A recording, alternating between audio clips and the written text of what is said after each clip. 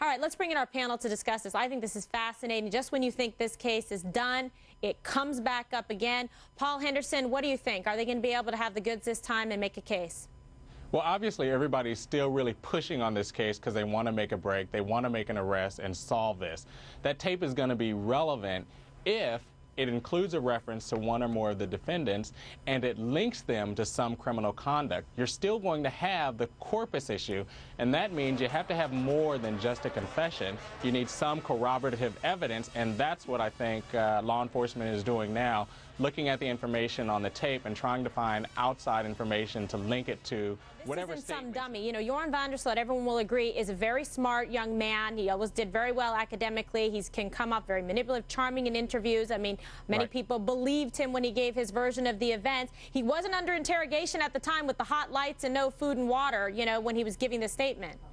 That's what makes this tape more relevant, because he wasn't under investigation or wasn't under police scrutiny when he made these statements. It was from some recording, and that adds more credibility to it because there was no reason for him to lie. There was no reason for him to be false about what was going on in this tape. I think you're right. It raises the issue of whether or not this tape is going to be subject to strict scrutiny when it becomes admissible in a trial. That's what and we have to keep in mind. I think everyone wants to hear this tape. We're going to see what happens. I think this maybe he opened his mouth. Paul, wait a second. It sounds like Joran's actually feeling a little bit bad that Natalee's mother went to the Netherlands. I mean, that's just ridiculous.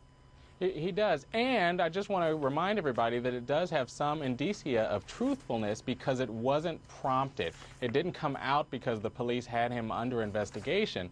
So I think we're getting glimpses into his psyche about how he thinks about this whole incident, and I think there probably is some truthfulness if he's admitting some culpability there. The real issue, again, is going to come down to the corpus practice and what they're going to be able to find. So is this enough? If this tape is all they have to go on?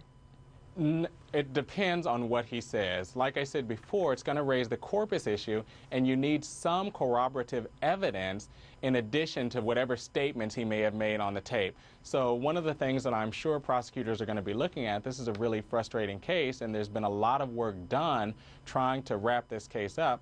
I think they're going to be scrutinizing that tape, looking for new leads or new developments, maybe an allusion to a spot or location that they hadn't checked before, or a reference to a manner or method in which the body was taken care of. That's what's going to be relevant about this tape.